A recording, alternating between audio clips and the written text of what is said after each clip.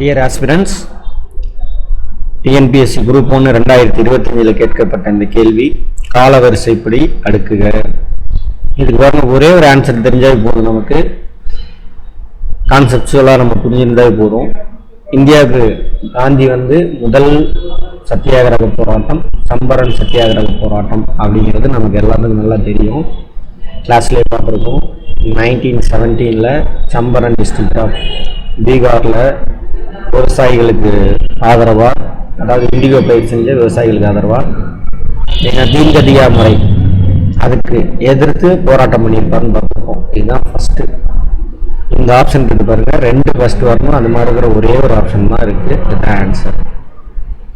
இது தெரிஞ்சுன்னா ஆன்சர் போட்டுக்கலாம், பரவாயில்ல இருக்கட்டும். அதையும் நம்ம போவோம். அடுத்தது அகமதாபாத் மில் தொழிலாளர்களுக்காக 1918 நடத்தியிருப்பாருன்னு பார்த்துருக்கோம். அது முடிச்ச ஒரு 7வது நாளையே கேதா சத்தியாகிரகம் 1918. இது பிப்ரவரி மார்ச் 15 முடியும். 22ஆம் தேதி கேதா சத்தியாகிரகம். அதே மாதிரி விவசாயிகளுக்கு ஆதரவாக குஜராத்தில் பண்ணியிருப்பாரு, கேதா டிஸ்ட்ரிக்டில். இதில் கேதா சத்தியாகிரகாவில் தான் சர்தார் வல்லபாய் பட்டேல் கலந்துருப்பார் அப்படின்னு பார்த்துருப்போம். சம்பரன் சத்தியாகிரகாவில் ராஜேந்திர பிரசாத்தும் வக்கீல் ஒருத்தர் கலந்துருப்பார்.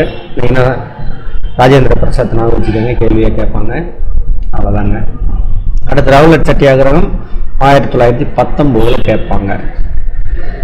19 ஏப்ரல் 6 நடந்திருக்கு. அவ்வளோதாங்க. வேற என்ன தெரியணும்?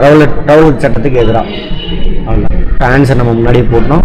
மேட்ச் த ஃபாலோவிங் பார்த்து எப்பயுமே பயப்படாதீங்க. ஈஸி. புரிஞ்சு படித்தோம்னாக்கா நல்லா ஈஸியாக இருக்கும். இந்த மாதிரி புரிஞ்சு படிக்கணும், கதை மாதிரி படிக்கணும்னா நம்ம சிவா ஐஏஎஸ் அகாடமியில் ஜாயின் பண்ணுங்கள். நிறைய விஷயம் தெரிஞ்சுக்கலாம். ஈஸியாக குரூப் 1 யூபிஎஸ்சி எதாக இருந்தாலும் கிளியர் பண்ணுவோம். All the best.